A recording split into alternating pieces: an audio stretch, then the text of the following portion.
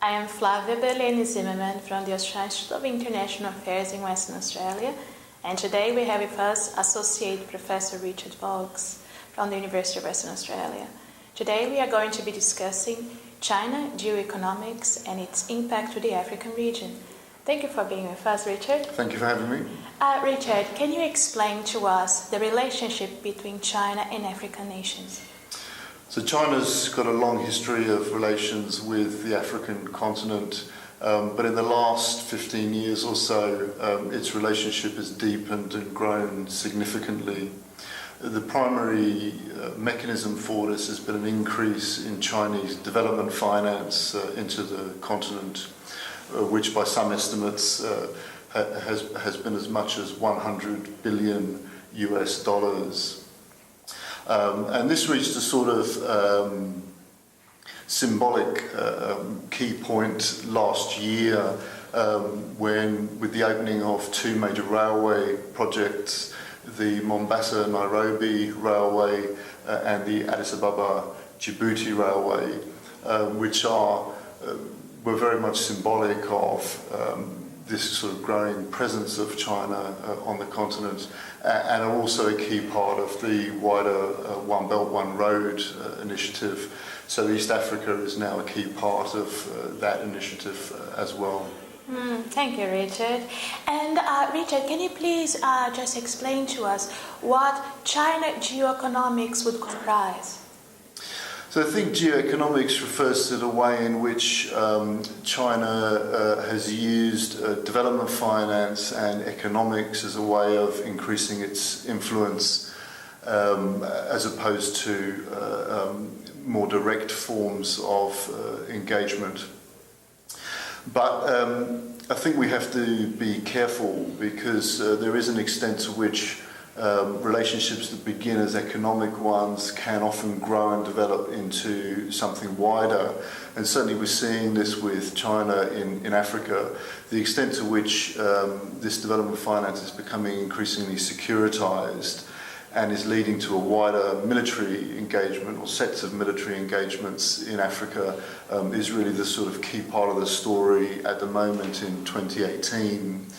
So what we've seen with China in Africa is a sort of a gradual and incremental expansion of its military presence, both in terms of its engagement with multilateral peacekeeping forces and bilateral military engagements with individual African countries. And this has resulted in an estimated 3,300 Chinese troops now being based in Africa, and last year, again, quite a symbolic development with the opening of a major new Chinese military base at Djibouti, with the potential for this military presence to grow much further. Mm-hmm. I think the key point is that although in some readings this growing military engagement was sort of always planned from the start, I think that looking at the empirical evidence of how these military encounters have expanded, it doesn't seem to be the unfolding of a pre-existing plan in totality. Instead, it seems to be that these are a set of gradual and incremental increases that have been in some ways forced on the Chinese government by the realities of the sorts of development projects that they have got on the continent, which require large amounts of personnel, including large numbers of Chinese citizens, to be based in Africa. And so as the government of those citizens, they have a responsibility to protect their interests and to protect their citizens. And this has seen them being drawn increasingly into something which is more than just an economic engagement, but is a security one as well. Thank you, Richard. And just wrapping up our interview, Richard, if you could please explain to us how Chinese economic leverage might have an impact not only in the military partnership between the Chinese and Africa, but in the long run, how it will have an impact in Chinese overall influence in Africa and in the region. So in terms of what impact this new and growing Chinese engagement is having, the key point is that it's having a largely beneficial economic effect, especially in key parts of East Africa, but elsewhere on the continent as well.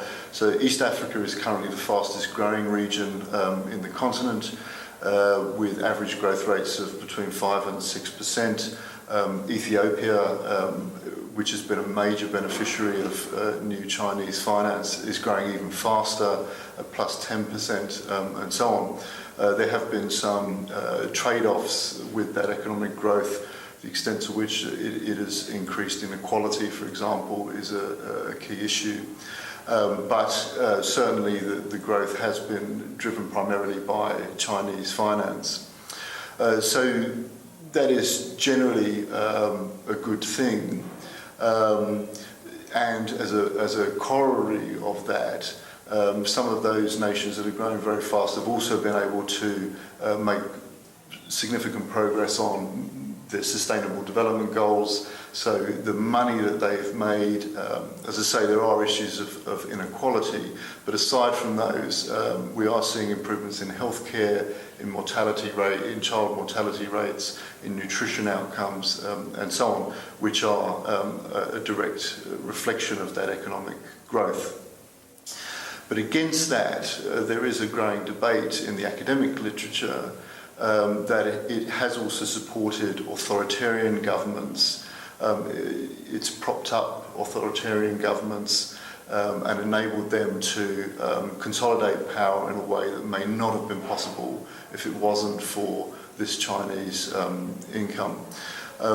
In several cases, I don't see it as China directly supporting authoritarianism. I don't see it as a Chinese agenda to support only authoritarian governments. Instead, it's more an indirect thing. Governments that were authoritarian or had authoritarian tendencies already have been able to consolidate their position as a result of this new money. But there are certainly key issues there around human rights agendas and wider governance questions which need to be addressed going forward. Thank you very much for being with us, Richard. Thank you. And thank you for being with us. For more information, please visit our website www.internationalaffairs.org.au. Thank you.